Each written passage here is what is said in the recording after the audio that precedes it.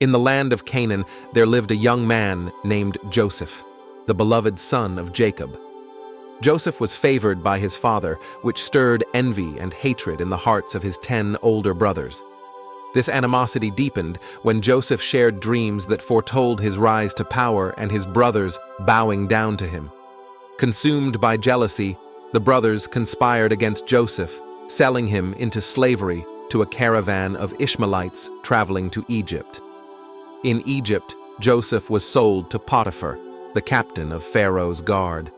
The Lord was with Joseph, granting him success in everything he did. Recognizing Joseph's talents and the Lord's presence with him, Potiphar appointed Joseph overseer of his household. However, Joseph's trials were far from over. Falsely accused by Potiphar's wife and unable to prove his innocence, Joseph was thrown into prison. Yet, even in prison, the Lord's favor was upon Joseph. He was put in charge of all the prisoners and attended to all their needs.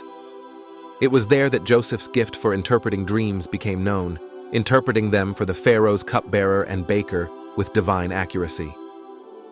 2 years later, Pharaoh was troubled by dreams none could interpret. Remembering Joseph, the cupbearer recommended him to Pharaoh. Joseph was brought from the dungeon to stand before Pharaoh and interpreted the dreams as foretelling 7 years of abundance, followed by 7 years of famine. He advised Pharaoh to store surplus grain during the years of abundance to prepare for the years of famine. Impressed by Joseph's wisdom and the Spirit of God in him, Pharaoh appointed Joseph as vizier, second only to Pharaoh himself. Joseph was given the authority over all Egypt, tasked with implementing his plan to save the land from famine. Joseph's foresight and management saved Egypt and the surrounding nations from starvation during the 7 years of famine.